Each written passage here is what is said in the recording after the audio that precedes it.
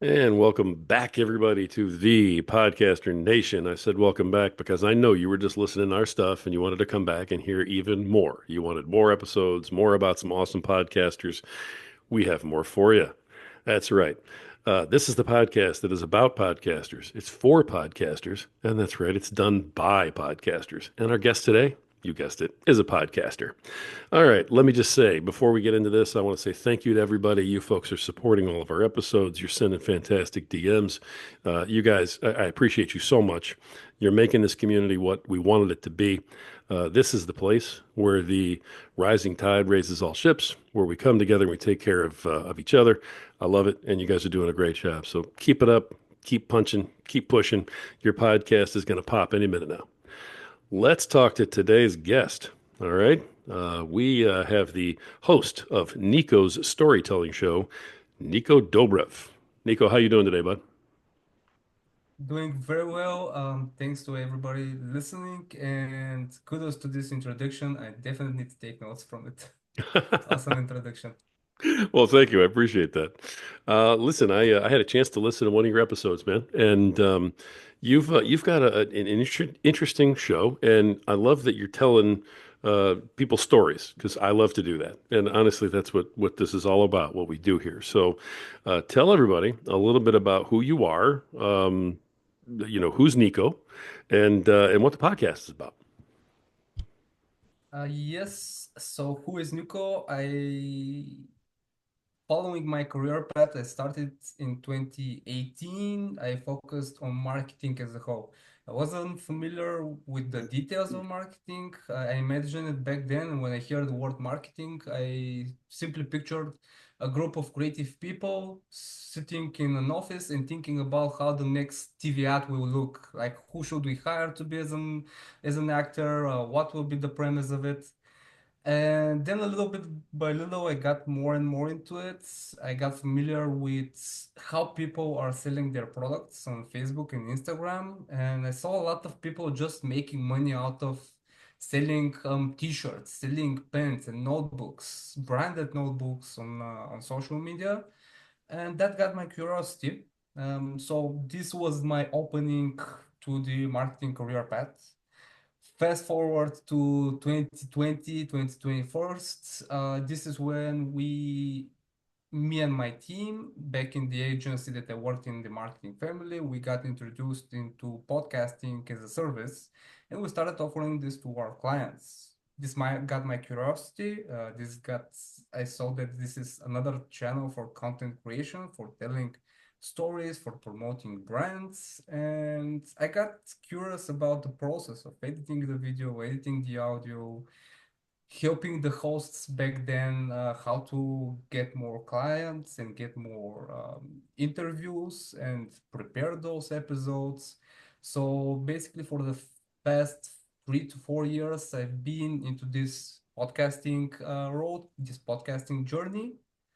And at the end of 2023, I decided, okay, I've done enough podcasts for others. It's time to start my own and start connecting with other people. And when I got to the point to, okay, what this podcast is going to be about, what will be the main topic, as a content guy, as a content marketer, there was always one common thing into the most successful campaigns, and this was just stories, relevant stories from our day-to-day lives, or the big Hollywood stories like Lord of the Rings and Indiana Jones, etc. And they all follow the same structure that we use for our content, the hero's journey framework, the hero's journey structure, and I decided to apply this structure to my guests. So, what is my podcast about? Putting the lenses on other heroes who have been successful in one field or other and have been to those turbulent challenges, and I'm trying to find the lessons from those challenges and the stories of other people. That's great. I understand. Storytelling is where it's at right now. So that's what we're all here to do. Usually when people gravitate towards hero stories, it's Mhm. oftentimes because they have one of their own. Yep. Does that kind of fit Nico? Does that fit you? And have you overcome some sort of adversity and had a hero story of your own, or do you just like telling them for other folks? Rory, so if you put the lens back on, on your chapters, you can see it. If depends on how humble you are, you can say that you had a lot of difficult moments, a lot of challenges, but I don't think I faced that harsh challenges. I faced challenges like most of the entrepreneurs. One of the biggest obstacles and the biggest roads that pushed me to grow was back in 2020. I mentioned the marketing family, the agency that I worked at back in the days. So this was my first marketing job as a whole. The founders, they were two Belgian guys, relatively my age, a little bit older than me. So back then they were 24, 25 years old, probably, something like this. And we grew the company from 2018 to 2020, 2020 together. And a little bit before the pandemic hit, they decided to put me and my ex-business partner as the crossroads. So basically, we could either purchase the agency and continue working with the clients that we had back then, or just fire us and go look for other work, other 9 to 5 job.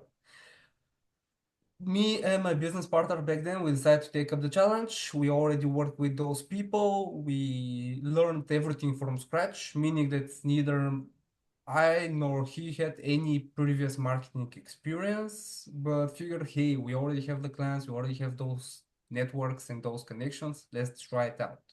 So I might say that this was the biggest challenge and the biggest hurdle that I had to, overcome and to adapt into it and to learn from it. But it was tremendous experience that I wouldn't, you know, I wouldn't replace it for anything else. Excellent. Excellent. Now, you said that you got tired of kind of doing podcasts for everybody else. You decided, hey, I'm going to do something for me, which is awesome. I love the attitude. I think that more people need to think that way. They need to go out and take care of themselves, and not worry about, somebody else and working for someone else. But I love that.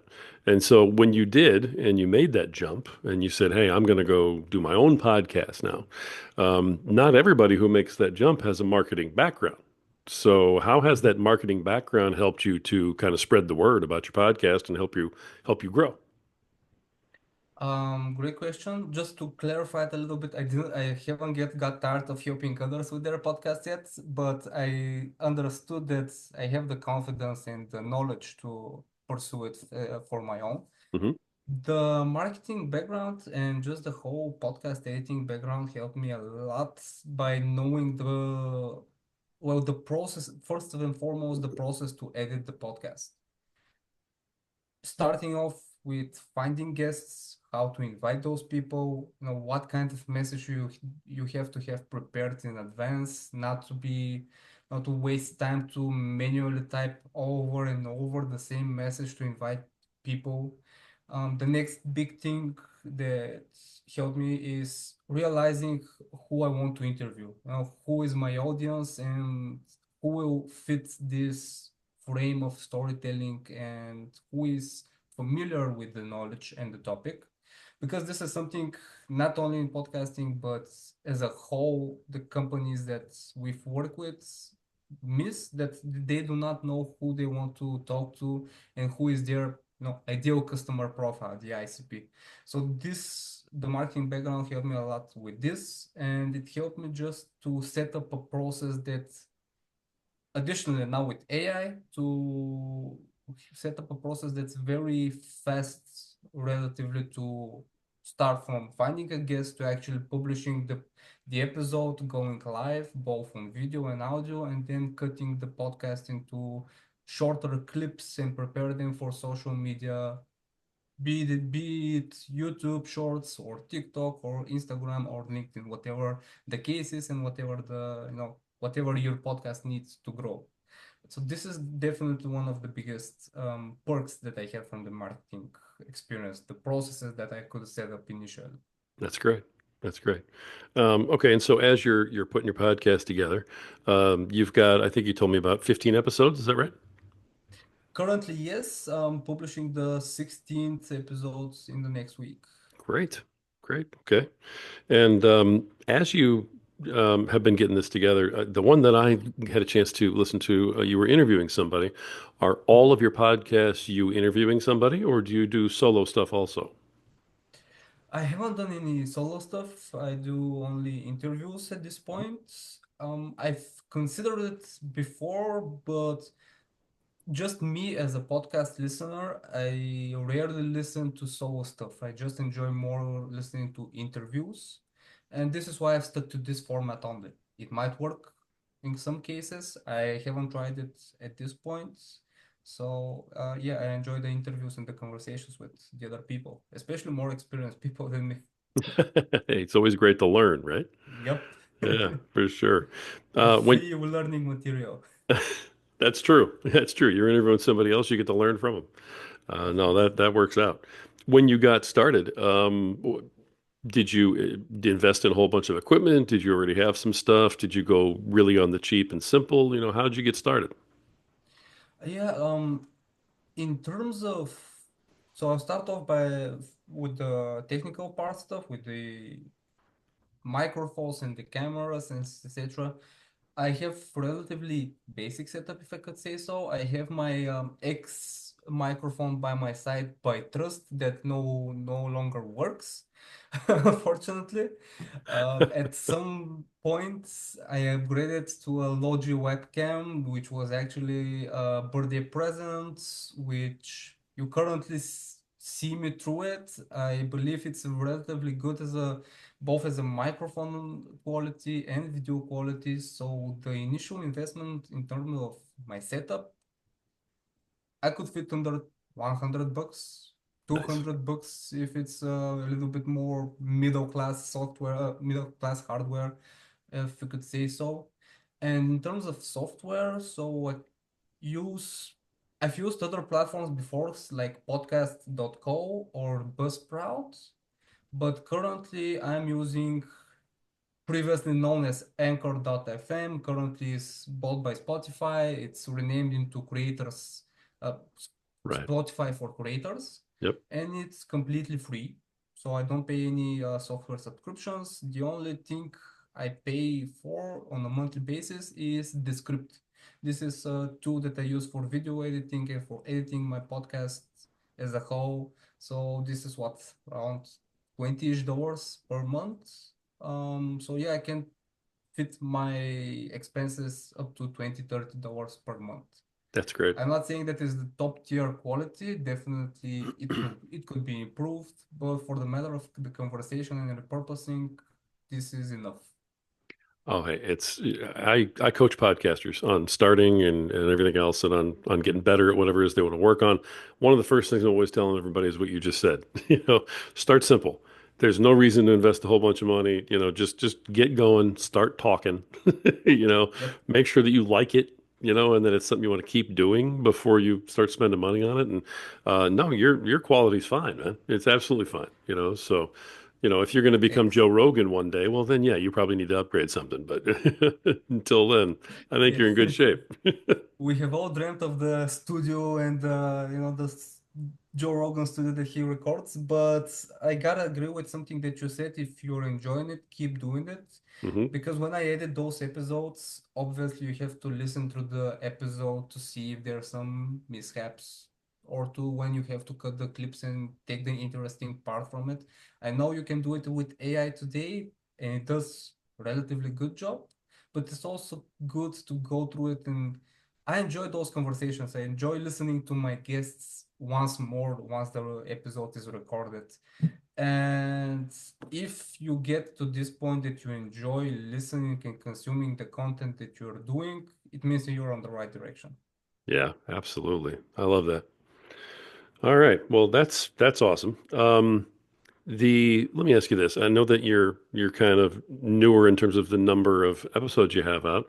Um, have you yet had the experience where you've done an interview and you either didn't publish it or you haven't wanted to publish it because it just didn't come out the way you wanted it? Um, Actually, no, I don't think so. I had a couple of recordings that didn't happen, meaning we've booked some kind of a session, but for some reason it got delayed or at some point it got canceled. but I don't think I have any episodes that are in storage and just didn't turn out the way I wanted to. I do a little bit of editing, but by editing of my podcasts, I mean when there are too many filler words like and so far and so forth, or there are some misalignment between the audio and there are huge gaps. This is the only thing that I do. Okay. Thankfully, I haven't had any episodes that are failed ones. All right. Well, good for you. All right. That's awesome. I know there's a lot of podcasters listening right now that are sitting there going, "Oh yeah, yeah. I remember that one episode that I had it." So you haven't had it happen yet. It's going to happen to you at some point, brother. Probably. So, yeah, This guys we have said that podcasting is a game of numbers. Kudos to you. You mentioned you already. I'm your what fourth recording today. I definitely do it more rarely than you do. So at some point, I'm sure something like this will come my way as well. absolutely. And just keep going, man. Just Yeah. keep on going. No, I love that. So you mentioned a little bit about promotion and stuff. How do you promote the podcast? I assume you use social media, stuff like that, but just give us an idea. You don't have to give away any secrets or anything, but how do you promote your podcast? What do you find has been effective? What do you think? All right, so I gotta definitely divide this by channels. I'll start off by saying that the main channels that I promote and that I publish my content, first of all, LinkedIn, second of all, YouTube, and then just a little bit of Instagram and TikTok in the background. Starting off with Instagram and TikTok, this is where I just repurpose my content and try to be relatively active. However, this is not the main place that I spend my time on, not definitely for the podcast at least. And it's just as a background burner for if some traffic comes from it. Now, LinkedIn, the next channel, this is the main channel that I've been the most active on, not only with podcasting, but as a whole throughout my career, because we started in 2018 by helping others grow their personal brands and their company brands on LinkedIn. So I'm the most familiar with this platform. I've got to say that for the past year or two, the LinkedIn algorithm or just how the platform behaves, it's very, very weird and very strange. And someday you might have a lot of engagement and a lot of interest about your content. The other day it will be a ghost town, and it doesn't matter how active, it seems it doesn't matter how active you are in terms of how often you post, how often you engage with other people. So it's definitely a weird platform in the period between 2000, 2020 and 2022, 2023. LinkedIn was a gold mine for engagement and for interests. Almost every post that you publish, no matter if it's a video or a good structured post with how to do X, Y, and Z, it got you a lot of awareness on your brand. And if you're smart about it, you can capture this awareness and convert these people into either some type of clients or at least some type of champions for your brand. For the past year, I've been very active, but the algorithm is, again, as I mentioned, just playing here and there and not consistent with the results. I stay on there, I keep the connections that I have there and the network that I have there, but the one channel that has been the most beneficial for me is YouTube and just publishing those short clips in as YouTube shorts.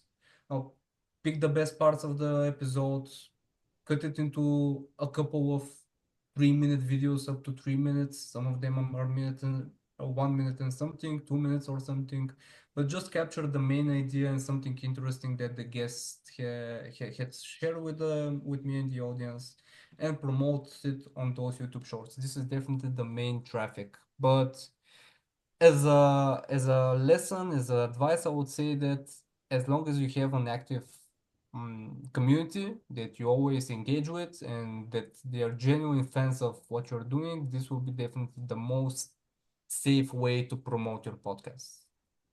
The To your community that community. you have built. Yep. Nice. Okay. So do you have a community that you've been building on one of these platforms? Or is it LinkedIn that you were just talking about? I am participating in other communities. I haven't built one on my own, Mhm. but I do participate in a couple of communities in Facebook, on Slack, and on Discord as well. Those three channels, I see that they're well the most active ones, especially if you are in the right group. Sure. Yeah, and that's how you and I met, actually, was through one of those Exactly. groups on Facebook. Yeah, exactly. So I'm with you. I mean, we've got our own, which of course you're welcome to join now that you've been interviewed. It's called The Nice. Podcaster Nation on Facebook. So I don't know if you've joined it yet or not, but you're welcome to. So, I think I checked it out.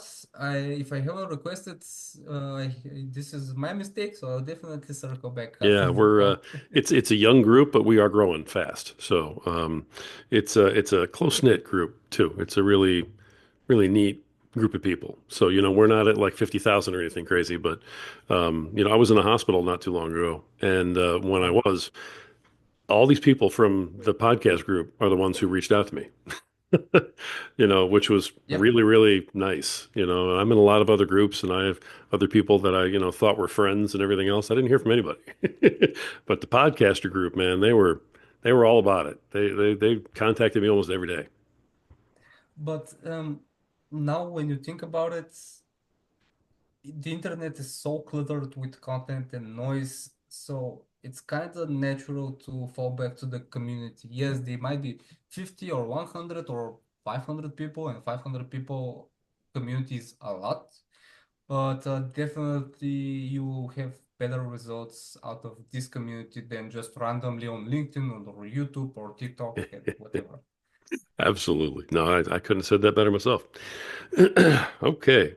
Um, okay, so that's how we promote the show. This is good. All right. Um, what was it that made you pick the hero story? Um, so now that when I think about it and I go back on on the journey, when I started at the agency, well, my first marketing tasks were about creating content and writing posts about LinkedIn. And I'm a firm believer in structures. I mean, I'm a structured guy. I'm more on the technical side of it rather than the creative side. And it really helped me create better better posts, better content for my audience when when I had this hero journey in front of me. One of the first marketing lessons that I had, they showed the example from Story Brand, if I'm not mistaken. Mhm. They are obviously they're not the first one who created the framework, but it was their image and their template that helped me create better content for my clients back then. And when I started thinking about, okay, what kind of podcast do I want to create? This is what I leaned towards, the framework that I have always used to create content. I figured, hey, if it worked for me, if it worked for big stories and big blockbusters like Lord of the Rings and The Hobbit and Star Wars and whatever, I'm thinking there might be something worth exploring there. And additionally, the fact that storytelling is something that it's everywhere. It's when you sit in the bar with your friends. It's when you go after the weekends and today in the office, people ask you, okay, how was your weekend? Something interesting that happened during the weekend. You have to be able to tell captivating stories in order to, well, first of all, grab their attention. Second of all, if you want to get something out of them, out of your listeners, be it to sign up for your channel or to purchase your services or your products, you have to lure them in with a story that is relevant to them. And I just figured out this is the most important topic that I can focus on in terms of my experience, in terms of my career. I'll be building my career forward on marketing, no matter if it's content creation or setting up systems with for CRM and just driving this marketing funnel for your business. Down the road, storytelling will come into every aspect of it. And this is, yeah, pretty much this is the way I highlighted the main thing that I want to talk about on my podcast. Everybody has a story. Not everybody realizes that they're the hero of their journey, but so far I've talked only with people who are familiar with it, who know that they've been through some stuff to in order to get to the point where they are at, and they've learned from the lessons and from the struggles that they've had. They were they were helpful enough and they were kind enough to share those stories on my podcast, and I'm forever thankful for them. And as I mentioned early on, it's just the best way to get some free education and some free tips. Additionally, it expands my network with people that I admire, again, people that I can learn from. So I don't at this point I don't know why other people are not into podcasting. It's mainly benefits that you have from it. That's great. That's great. Now, I know at 15 episodes, maybe this is premature, but have you had a chance to look into monetizing your podcast at all, or have you? I've seen I've seen the process of monetizing it. I'm not sure exactly in what way I want to monetize it. If I want to focus on profits in any way, that would be to help other podcasters grow their brands or set up their brand and podcast as a whole. But for my podcast at this point, the main thing is to connect with others and to, well, pretty much do it as for free as much as possible. I've heard a lot of great examples from the podcast that I listen to. I promote it everywhere that when I get the chance, and I don't get paid for it. But one of my favorite podcasts to listen to are Business Wars, and just the way they narrate the whole thing, it's a podcast, but it's actually you're listening to a TV series as much. For example, they do rivalries between brands. It could be Mars versus Snickers, Samsung versus Apple, but they tell those stories in such a captivating way. It's if you're just listening to a movie through through your headphones.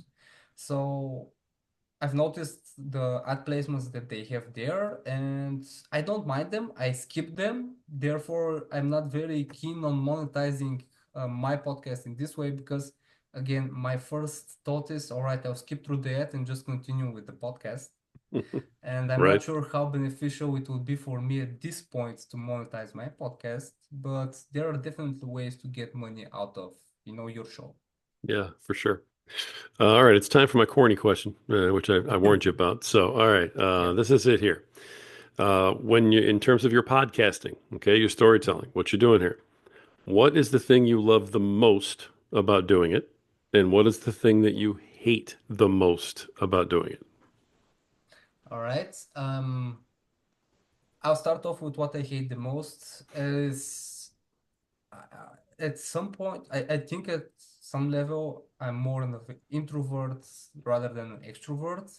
So there's definitely some type of anxiety 30 minutes before each call, 1 hour before each call. And I realized that after the conversation, this anxiety was completely nonsense. No point of the anxiety and just the thoughts that go through my head. But for some reason, my organism is set up in this way, and this is definitely the thing I hate the most. The 30 minutes before the interview. But what I love the most is simply after we start talking with the person in front of me, I do the same thing as you do. Before each interview, I'll go 5-10 minutes just to break the ice, to tell the person in front of me how I'm going to proceed with the interview. And for some reason, I managed to break the ice and make the guest comfortable enough to tell their full story. And at the end, when I say goodbye to the guests, this is the satisfaction of the conversation and the new connection and the new stories that I've heard. This is the thing that I love the most. Nice. Number two for the love part is the editing process after this, where I have to listen through it and actually, oh, this is something that he shared. That's right. oh man, when I listen to it right now, makes a lot more sense because while we are in the conversation, yes, they might be explaining their story, but I'm trying also to think of a way how to follow up on what they are saying. So I try not to lose focus on their story, but at the same time, some of the details you might miss them. So it's good to go back and edit them and listen through them once again. Nice. Very nice. All right. Well, I appreciate you coming here and doing all this Of today. course. I have one more question for you, as long as that's all right. Yeah, Okay. yeah. You've only been doing it, for 15 episodes, I know, but in that short period of time, I'm sure you've encountered some things that you've, run into some problems, had to learn from. So, what's one good piece of advice you can give out to other podcasters who, are working their podcasts trying to grow? Um, what I get from my guests as a feedback is that they love my questions. I don't try too hard to ask some very thought-provocative questions and put them in scenarios that they've never been into, but I try to ask them something that I would enjoy listening and learning about. So the my advice in advance, do your homework properly, listen through 1, 2, 3 episodes as much as possible, previous that the guest appeared on, because most of the time people ask the same questions and they repeat the same things over and over again. But if you catch it in advance and you say, here, Rory, I know that you have a Facebook group with a lot of people in it, other podcasters. So tell me more how you set it up in advance and how did you manage to scale it to this number. This is something that people that don't often expect, and they were like, "Oh yeah, let me think about it," and they give an original answer that you cannot hear anywhere else. So this is something that is an advice to how to create a better content. Do Good the advice. homework in advance, ask them appropriate questions. Good advice. Do your homework. Good advice. I like Yep. it. I love it. Okay, if anybody wants to contact Nico, if they want to look you up, if they want to, hear some of your episodes, so on, maybe they want to be on your show, what's the best way to contact you? Yeah, as I mentioned, one of the main platforms that I'm active on is LinkedIn. So you can look me up. It's a Bulgarian name, so I might spell it NikolayDobrev, or look up Nico Dobrev on Google. Also, I have my own website where you can see more of my content, see how to contact me as well. NICODOBREV.com. Go there, find the email, message me, and I'll be happy to talk with whoever contacts me. Sounds great. Well, listen, man, thank you for coming on and telling everybody Yes, about Robert. your show and letting everybody, kind of meet you. And good advice for everybody. And I really appreciate your time, man. Thank you for coming on the show today. Thanks, Robert, for the time as well. And as I mentioned before the call, this is my first appearance as a guest, so it was very exciting to have this kind of experience. And I think can definitely relate now more with my guests, knowing how it feels to be on the other side of the camera. I'm so glad to hear that. And I'm honored that you decided to be, your first time being a guest coming on Yep, our show, man. Thank you for that. it was a pleasure. All right. Folks, you've heard another fantastic episode of The Podcaster Nation with the host of Nico's storytelling show, Nico Dobrev. Look him up. Check out his contact info. It's all going to be in the show notes. You folks, this is how we support each other. So I appreciate you. I know Nico does too. And don't ever forget that we're in this together. We're in this to help each other. This is the podcast that is about podcasters. It's by podcasters. It's for podcasters. This is the place where the rising tide raises all ships. So keep sailing. Until next time.